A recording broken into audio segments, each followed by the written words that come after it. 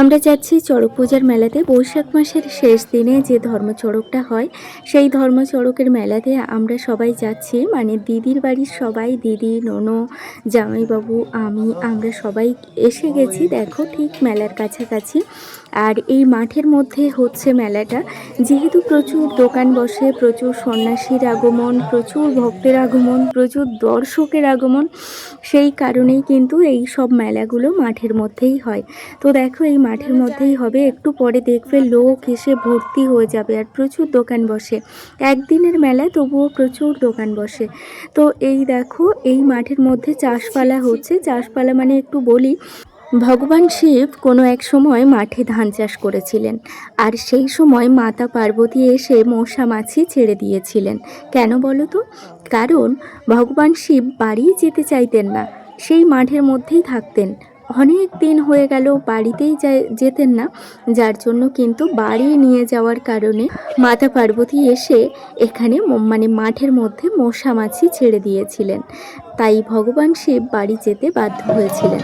যাই হোক, চাষপালা সমাপ্ত হওয়ার পর দেখো দেবী দুর্গা এখানে সেই ধানগুলোই সবাইকে দিচ্ছে। এই ধান নিয়ে গোলায় রেখে দেওয়া খুব শুভ, তো সেই ধানই দিচ্ছে। তো তোমরাও দেখতে থাকো, ভীষণ ভালো লাগবে।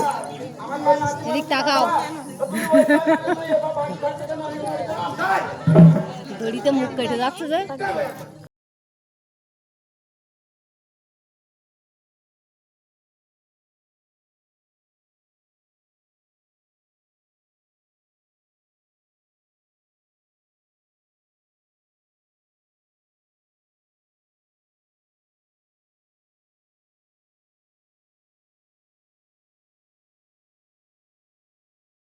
দেবতার স্থানে আমাকে বিনা তাহা অন্য নাই যায়। যদি ফুল চাপাবে ওইখানে গেলে দেখতে পারতাম, ভিডিও করতে পারতাম।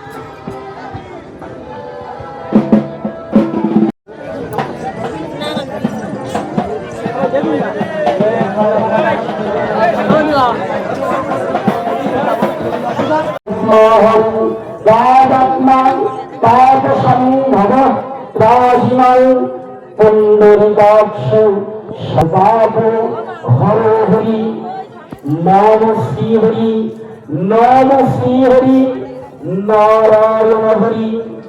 গঙ্গা স্নান করেছেন, গঙ্গা মাতাকে প্রণাম করে মাথা নত করে নম সত্যপাদক সমান্তি শব্দ বৃক্ষ সরন্তি সাধব সর্বে সর্বকার্যেষু শ্রীমাধব নাম শ্রীমাধব, নাম শ্রীমাধব, নাম শ্রীমাধব।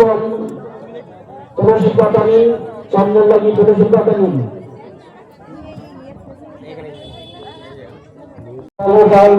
দেবী ত্বং বিষ্ণুনাভিতং ত্বং সভারং মাননি ত্বং পবিত্রং কুরু চ আসনম।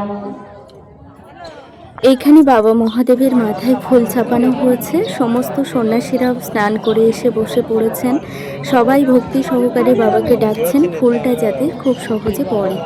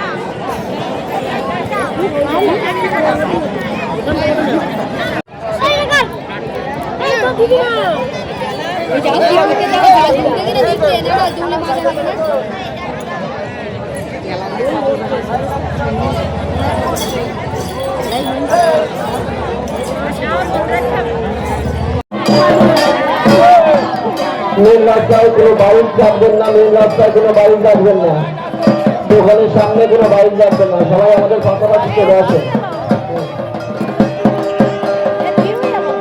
আমাদের মুখ সন্ন্যাসী তার দিকে যাচ্ছে। আগে ঘোষণা দায়িত্ব আমাদের ভোটারকে দিলাম। আমি অবশ্যই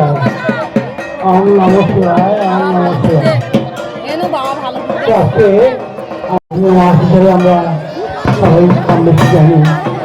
তো আজকে এরকম একটা দিনে নিজেদের মানসিক পরিমাণে যে ধর্মদৌল কথা বলা প্রচলিত হচ্ছে, যেটা বলা হয় ধর্মদৌল বা ধর্মদৌল পূজা।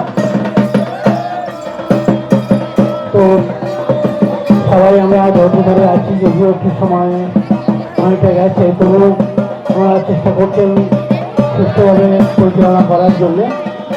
আমরা দেখতে পাচ্ছি সন্ন্যাসীরা ফল নিয়ে আস্তে আস্তে তার দিকে এগিয়ে চলেছেন এবং সবাই মিলে সংগতভাবে সুন্দরভাবে যে অনুষ্ঠানটা সুসম্পন্ন হয় তার জন্য তারা চেষ্টা করছেন।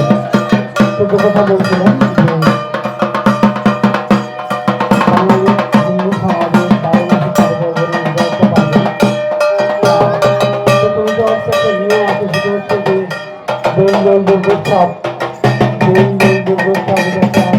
মহোৎসব, এগুলো উৎসব নয়, মহোৎসব, মহান যে উৎসব মহোৎসব, কিন্তু সেই মহোৎসব যেমন একজনের মানসিক ছিল, সেই মানসিক পূরণার্থে মানসিক ইচ্ছা পূরণার্থে এই যে উৎসব বা এই পূজা অনুষ্ঠান আজকে প্রায় শেষের দিকে এসে গেছে। একটা ধাপ আপনারা দেখতে পাচ্ছেন, ধাপের কাছাকাছি অর্থাৎ পাড়ার কাছাকাছি সন্ন্যাসীরা পৌঁছে গেছে এবং সেখানে যারা আছেন তাদেরকে বলবো, যারা তাড়াতাড়ি সন্ন্যাসীকে ছাড়বেন বা জালে যেতে যারা জাল ধরেছেন তাদেরকে বলবো যে অত্যন্ত সতর্কভাবে একটু লক্ষ্য রাখবেন যাতে কোনো অসুবিধা না হয়।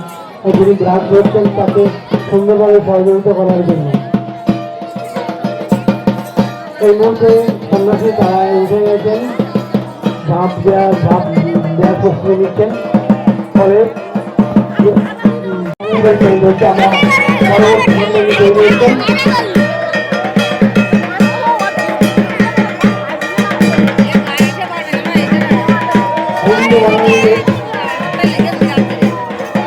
বারো মাসে 13 পার্বণের একটা পার্বণের মধ্যে উৎসবের মধ্যে তো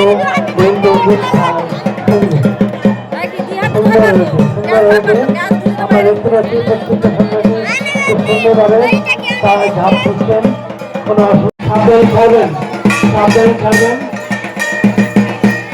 যেই গ্রাম ধরছেন বা যারা জালে আছেন তারা সন্ধ্যা আঘাত যাতে কোনো অসুবিধা না হয় লক্ষ্য রাখবেন। যে দাদা নিচে আছেন, নিচে তারা আছেন, খাবার প্রভাব করা যিনি আছেন আর একজন সন্ন্যাসী দেখলাম তারা যিনি ঝাঁপ দিয়েছেন। তো প্রায় সন্ধ্যা হয়ে এসেছে আর সন্ধ্যার সময় এই সন্ন্যাসীদের ঝাঁপ পড়া প্রায় শেষের দিকে। এখন দেখো শিব দুর্গা নন্দী এরা সবাই উঠেছে, এবার ঝাঁপ শেষ হলে আমরা বাড়ি চলে যাব।